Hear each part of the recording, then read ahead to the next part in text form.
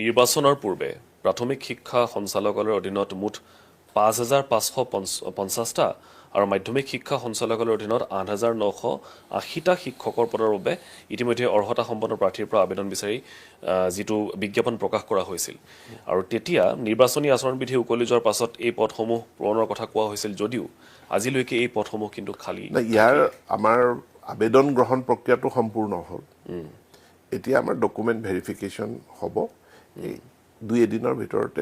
document ভেৰিফিকেশ্যনৰ প্ৰক্ৰিয়াটো complete হ'ব তাৰ লগে লগে আপোনাৰ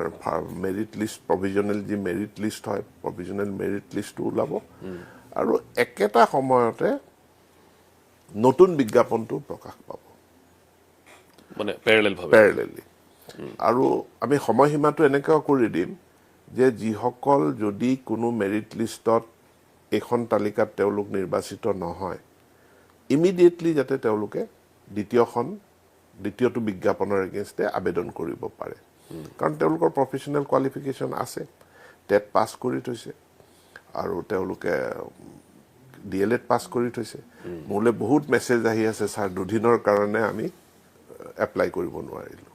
অৰ্থাৎ যিদিনা লাষ্ট ডেট আছিলে এপ্লিকেশ্যন কৰাৰ তাৰ দুদিন পাছত তেখেতৰ TETৰ ৰিজাল্ট ওলাইছে গতিকে তেওঁ আবেদন কৰিব নোৱাৰিলে গতিকে পৰ্টেলটো আকৌ খুলি দিয়ক যে মই পৰ্টেলটো খুলি দিয়াৰ লগে লগে যিসকলে অলৰেডি আবেদন কৰি থৈছে মই পৰ্টেল খুলি দিলে তেওঁলোক হাইকোৰ্টত গুচি যাব এতেকে যিসকলে দুদিন পাছত বা লাষ্ট ডেটৰ পাছত যিসকলে টেট পাছ কৰিছে তেওঁলোকে এই আমাৰ আগষ্ট ছেপ্টেম্বৰত প্ৰকাশ পাবলগীয়া বিজ্ঞাপনত তেওঁলোকে আবেদন কৰিব পাৰিব এতিয়া আমি ইতিমধ্যে কথা পাতিছোঁ যে আগতীয়াকৈ যিটো বিজ্ঞাপন প্ৰকাশ